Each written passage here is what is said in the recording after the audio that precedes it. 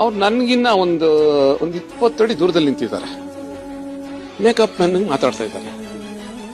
ಮಾತಾಡ್ತಾ ಅವರು ಫುಲ್ಲು ಒಂಥರ ಅಪ್ಸೆಟ್ ಮಾಡು ಕೋಪದಲ್ಲಿದ್ರು. ಕೋಪದಲ್ಲಿ ಮಾತಾಡ್ತಾ ಇದ್ದಾರೆ.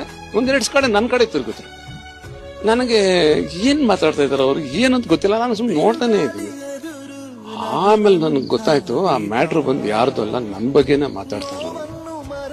ಏನಂದ್ರೆ ನಿಮ್ಗೆ ಗೊತ್ತಿಲ್ಲ, ಸೀನಿಯರ್ ಆರ್ಟಿಸ್ಟ್ ಅಲ್ಲಿ ನಿಂತಿದ್ದಾರೆ ಅಂದ್ರೆ ಅವ್ರಿಗೊಂದು ಛತ್ರಿ ಇದ್ ಮಾಡ್ಬೇಕು, ಛತ್ರಿ ಹಿಡಿಬೇಕು, ಇದ್ ಮಾಡ್ಬೇಕು.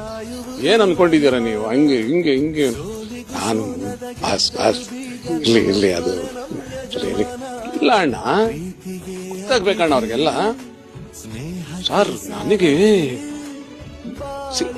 ಏನಿತ್ತು ಸರ್, ನನಗೆ ಅದನ್ನ ಈಗ ಜನರಲ್ ಆಗಿ ನಮಗ್ ಛತ್ರಿ ಬಂದಿಲ್ಲ ಅಂದ್ರೆ ನಾನ್ ಕೂಗಾಡ್ಬೇಕು, ಏನಪ್ಪಾ ಹಂಗೆ ಅಂತ.